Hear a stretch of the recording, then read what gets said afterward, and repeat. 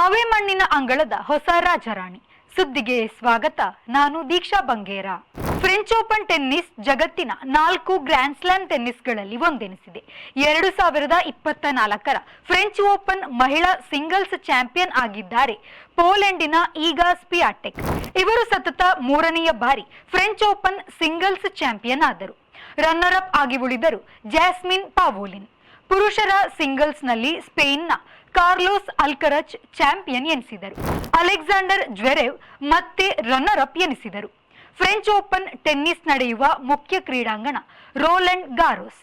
ಹಾಗಾಗಿ ಗೆದ್ದವರನ್ನು ರೋಲೆಂಡ್ ಗಾರೋಸ್ ಚಾಂಪಿಯನ್ಗಳು ಎಂದು ಕೂಡ ಹೇಳುವುದಿದೆ.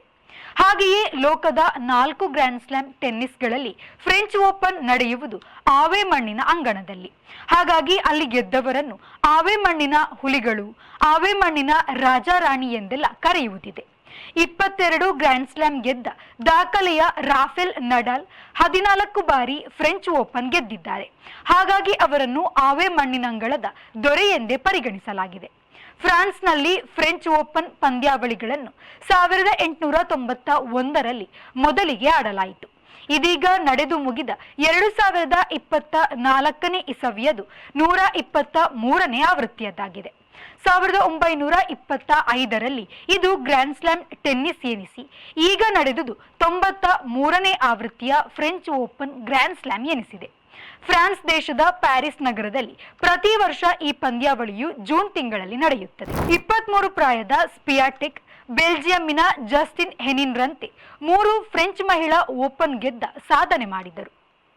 ಮಹಿಳೆಯರಲ್ಲಿ ಅತಿ ಹೆಚ್ಚು ಬಾರಿ ಫ್ರೆಂಚ್ ಓಪನ್ ಸಿಂಗಲ್ಸ್ ಗೆದ್ದವರೆಂದರೆ ಯುಎಸ್ಎಯ ಕ್ರಿಸ್ ಎವರ್ಟ್.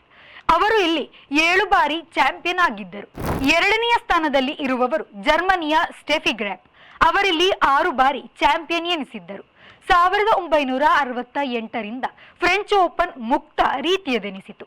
ಅಂದರೆ ವೃತ್ತಿಪರ ಮತ್ತು ಹವ್ಯಾಸಿಗಳು ಕೂಡ ಭಾಗವಹಿಸಲು ಈ ಮೂಲಕ ಅವಕಾಶವಾಯಿತು.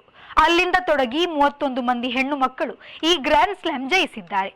ಈ ಬಾರಿಯ ಚಾಂಪಿಯನ್ ವೃತ್ತಿಪರ ಟೆನ್ನಿಸಿಗ ಕಾರ್ಲೋಸ್ ಅಲ್ಕರಜ್. ಇವರು ಒಮ್ಮೆ ಪುರುಷರ ಟೆನ್ನಿಸ್ ನಂಬರ್ ಆಗಿದ್ದರು. ಈಗ ವಿಶ್ವದ 3ನೆಯ ರ್ಯಾಂಕಿಗರಿವರು. 2022ರ ಯುಎಸ್ಎ ಓಪನ್, 2023ರ ವಿಂಬಲ್ಡನ್ ಬಳಿಕ ಈ ಫ್ರೆಂಚ್ ಓಪನ್ ಅವರ 3ನೆಯ ಗ್ರ್ಯಾಂಡ್ ಸ್ಲಾಮ್ ಆಗಿದೆ.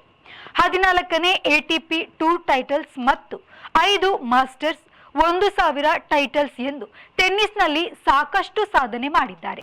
ಈ ಬಾರಿ ಜರ್ಮನಿಯ Alexander Zverev French Open favourite ಆಗಿದ್ದರು. ಆದರೆ ಫೈನಲ್ನಲ್ಲಿ ಅವರಿಗೆ ನಿರಾಸೆ ಉಣಿಸಿ ಅಲ್ಕರಜ್ ರೋಲೆಂಡ್ ಗ್ಯಾರೋಸ್ ಚಾಂಪಿಯನ್ ಎನಿಸಿದ್ದಾರೆ. ಫ್ರೆಂಚ್ ಓಪನ್ ಗ್ರ್ಯಾಂಡ್ ಸ್ಲಾಮ್ ಅನ್ನು 14 ಬಾರಿ ರಾಫೆಲ್ ನಡಾಲ್ ಗೆದ್ದಿದ್ದು, ಅದು ಯಾವುದೇ ಗ್ರ್ಯಾಂಡ್ ಸ್ಲಾಮ್ ಜೊತೆಗೆ ತುಲನೆ ಮಾಡಿದರೂ ಒಂದೇ ಗ್ರ್ಯಾಂಡ್ ಸ್ಲಾಮ್ ಟೈಟಲ್ ಅನ್ನು ಬೇರೆ ಯಾರೂ ಅಷ್ಟು ಬಾರಿ ಗೆದ್ದಿಲ್ಲ. ಮ್ಯಾಕ್ಸ್ ಡಗ್ಲಾಸ್ ಅವರು ಗ್ರ್ಯಾಂಡ್ ಸ್ಲಾಮ್ ಎನಿಸುವುದಕ್ಕೆ ಮೊದಲು 8 ಬಾರಿ ಫ್ರೆಂಚ್ ಓಪನ್ ಗೆದ್ದು ನಡಾಲ್ರ ಬಳಿಕದ ಸ್ಥಾನದಲ್ಲಿ ಇದ್ದಾರೆ.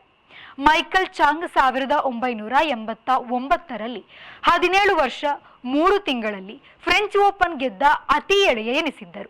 2023ರಲ್ಲಿ ಫ್ರೆಂಚ್ ಓಪನ್ ಗೆದ್ದಾಗ ನೋವಾಕ್ ಜಾಕೋವ್ರಿಗೆ 36 ವರ್ಷ. ಹಾಗಾಗಿ ಫ್ರೆಂಚ್ ಓಪನ್ ಗೆದ್ದ ಅತಿ ಹಿರಿಯ ಎನಿಸಿದ್ದಾರೆ ಅವರು. ಮೊದಲ ಬಾರಿಗೆ ಒಗ್ಗೂಡಿದ ಅಮೆರಿಕದ ಕೋಕ್ ಗಫ್ ಮತ್ತು ಜೆಕ್ ಗಣರಾಜ್ಯದ ಕ್ಯಾಥರಿನಾ ಸಿನಿಯಾಕೋವಾ 2024ರ ಮಹಿಳಾ ಡಬಲ್ಸ್ ಟೆನ್ನಿಸ್ ಚಾಂಪಿಯನ್ಸ್ ಎನಿಸಿದ್ದಾರೆ. ಕ್ಯಾಥರಿನಾ ಸಿನಿಯಾಕೋವಾ ಅವರದು 8ನೆಯ ಡಬಲ್ಸ್ ಗ್ರ್ಯಾಂಡ್ ಸ್ಲಾಮ್ ಆಗಿದ್ದು, ಹಿಂದಿನ 7ನ್ನು ತಮ್ಮ ದೇಶದವರೇ ಆದ ಬಾರ್ಬೊರಾ ಕ್ರೆಜ್ನಿಕೋವಾ ಜೊತೆಗೆ ಗೆದ್ದಿದ್ದರು. ಇದು ಕೋಕೋ ಗಫ್ ಅವರ ಮೊದಲ ಗ್ರ್ಯಾಂಡ್ ಸ್ಲಾಮ್ ಡಬಲ್ಸ್ ಗೆಲುವು ಕೂಡ ಆಗಿದೆ. ಸಾರಾ ಎರಾನಿ ಮತ್ತು ಜಾಸ್ಮಿನ್ ಪಾವೋಲಿನ್ ರನ್ನರ್ ಅಪ್ ಎನಿಸಿದರು. ಮಾರ್ಸೆಲೋ ಅರೆವೊಯೋ ಮತ್ತು ಮೆಟ್ ಪಾವಿಕ್ ಪುರುಷರ ಡಬಲ್ಸ್ ಚಾಂಪಿಯನ್ಸ್ ಆದರು. ಅವರೆದುರು ಸೆಣಸಿದ ಸೈಮನ್ ಬೋಲೆಲಿ ಮತ್ತು ಆಂಡ್ರಿಯಾ ವಾವಸ್ಸೋರಿ ರನ್ನರ್ ಅಪ್ ಆಗುವಲ್ಲಿ ತೃಪ್ತಿ ಪಡಬೇಕಾಯಿತು. ಇದು ಅರೆವೊಯೋರ 2ನೆಯ ಡಬಲ್ಸ್ ಗ್ರ್ಯಾಂಡ್ ಸ್ಲಾಮ್ ಆಗಿದೆ. ಪಾವಿಕ್ 4ನೆಯ ಗ್ರ್ಯಾಂಡ್ ಸ್ಲಾಮ್ ಡಬಲ್ಸ್ ಗೆದ್ದರಲ್ಲದೆ ಸಂಪೂರ್ಣ ಡಬಲ್ಸ್ ಗ್ರ್ಯಾಂಡ್ ಸ್ಲಾಮ್ ಸಾಧಕ ಎನಿಸಿದರು. ಸಂಪೂರ್ಣ ಗ್ರ್ಯಾಂಡ್ ಸ್ಲಾಮ್ ಎಂದರೆ Wimbledon open, French open, USA open, Australia open 4 ಗೆಲ್ಲುವುದಾಗಿದೆ. ಸಂಪೂರ್ಣ ಗ್ರ್ಯಾಂಡ್ ಸ್ಲಾಮ್ ಎನ್ನುವುದನ್ನು ಗೋಲ್ಡನ್ ಗ್ರ್ಯಾಂಡ್ ಸ್ಲಾಮ್ ಎಂದು ಕೂಡ ಹೇಳಲಾಗುತ್ತಿದೆ. ಅದಕ್ಕೆ ಒಂದು ಚಿನ್ನದ ಪದಕ ನೀಡುವ ಕ್ರಮ ಇರುವುದು ಕೂಡ ಆ ಹೆಸರು ಬರಲು ಕಾರಣವಾಗಿದೆ. ಡಿಸೆರಿ ಕ್ರಾವ್ಜಿಕ್ ನೀಲ್ಸ್ ಕುಫಸ್ಕಿ ರನ್ನರ್ ಅಪ್ ಆದರು. ಸೀಗ್ಮೆಂಡ್ರಿಗೆ ಇದು 2ನೇ ಮತ್ತು ವ್ಯಾಸಲಿನ್ರಿಗೆ ಮೊದಲ ಡಬಲ್ಸ್ ಗ್ರ್ಯಾಂಡ್ ಸ್ಲಾಮ್ ಗೆಲುವಾಗಿದೆ. ಮೊದಲ ಡಬಲ್ಸ್ ಗ್ರ್ಯಾಂಡ್ ಸ್ಲಾಮ್ ವಿಜೇತೆ ಕೋಕೋ ಗಫ್ ಈ ಮೊದಲೇ USA ಸಿಂಗಲ್ಸ್ ಚಾಂಪಿಯನ್ ಎನಿಸಿದವರು. ಇಲ್ಲಿ ಸೆಮಿಫೈನಲ್ಸ್ನಲ್ಲಿ ಸೋಲು ಕಂಡಿದ್ದರು. Singles champion Carlos Alcaraz 3 singles grand ಸ್ಲಾಮ್ಗಳನ್ನು 3 ವಿಭಿನ್ನ ಕೋರ್ಟ್ಗಳಲ್ಲಿ ಗೆದ್ದ ಅತಿ ಕಿರಿಯ ಟೆನ್ನಿಸಿಗ ಎನಿಸಿದರು. 2025ರ ಆಸ್ಟ್ರೇಲಿಯನ್ ಓಪನ್ ಗೆದ್ದಲ್ಲಿ ಅಲ್ಕರಾಜ್ ಸಿಂಗಲ್ಸ್ ಸಂಪೂರ್ಣ ಸ್ಲಾಮ್ ಇಲ್ಲವೇ ಗೋಲ್ಡನ್ ಸ್ಲಾಮ್ ಗೆದ್ದ ಅತಿ ಕಿರಿಯ ಎಂಬ ಖ್ಯಾತಿಗೆ ಪಾತ್ರರಾಗುವರು. ಅಲೆಕ್ಸಾಂಡರ್ ಜ್ವೆರೆವ್ 2020ರಲ್ಲಿ USA ಓಪನ್ ಫೈನಲ್ನಲ್ಲಿ ಸೋತಿದ್ದರು. ಈ ಬಾರಿಯೂ ಸಿಂಗಲ್ಸ್ ಫೈನಲ್ನಲ್ಲಿ ಸೋತರು. ಆ ಮೂಲಕ ಗ್ರ್ಯಾಂಡ್ ಸ್ಲಾಮ್ ಚಾಂಪಿಯನ್ ಆಗುವ ಅವರ ಕನಸು ಕನಸಾಗಿ ಉಳಿಯಿತು. ಪ್ರತಿ ವರ್ಷ ಜನವರಿಯಲ್ಲಿ ಮೊದಲ ಗ್ರ್ಯಾಂಡ್ ಸ್ಲಾಮ್ ಆಸ್ಟ್ರೇಲಿಯನ್ ಓಪನ್ ನಡೆಯುತ್ತದೆ. ಆನಂತರ ಜೂನ್ ಹೊತ್ತಿನಲ್ಲಿ ಫ್ರೆಂಚ್ ಓಪನ್ ನಡೆಯುತ್ತದೆ. 3ನೇಯದಾಗಿ ನಡೆಯುವುದೇ ಪ್ರಸಿದ್ಧ ವಿಂಬಲ್ಡನ್.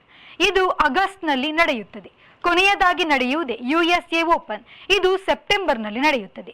ಪ್ರತಿಯೊಬ್ಬ ಟೆನ್ನಿಸಿಗರು ಗ್ರ್ಯಾಂಡ್ ಸ್ಲಾಮ್ ಆಡಲು, ಗ್ರ್ಯಾಂಡ್ ಸ್ಲಾಮ್ ಗೆಲ್ಲಲು ಬಯಸುತ್ತಾರೆ. ಭಾರತೀಯ ಟೆನ್ನಿಸಿಗರು ಡಬಲ್ಸ್ ವೀರರೆಂದೇ ಖ್ಯಾತರು. ಗಂಡಸರಲ್ಲಿ ಲಿಯಾಂಡರ್ ಪಯಸ್ ಮತ್ತು ಹೆಣ್ಣು ಮಕ್ಕಳಲ್ಲಿ ಸಾನಿಯಾ ಮಿರ್ಜಾ ಅವರು ಗ್ರ್ಯಾಂಡ್ ಸ್ಲಾಮ್ ಮತ್ತು ಒಟ್ಟಾರೆಯಾಗಿ ಭಾರತದ ಪರ ಹೆಚ್ಚು ಯಶಸ್ಸು ಕಂಡ ಟೆನ್ನಿಸಿಗರಾಗಿದ್ದಾರೆ. ಇದು ಈ ಹೊತ್ತಿನ ಸುದ್ದಿ. ನಿರಂತರ ಸುದ್ದಿ ಮತ್ತು ಮನೋರಂಜನೆಗಾಗಿ V4 ನ್ಯೂಸ್ನ ಫೇಸ್ಬುಕ್ ಪೇಜ್ ಫಾಲೋ ಮಾಡಿ ಹಾಗೂ ಯೂಟ್ಯೂಬ್ ಚಾನಲ್ ಸಬ್ಸ್ಕ್ರೈಬ್ ಮಾಡಿ.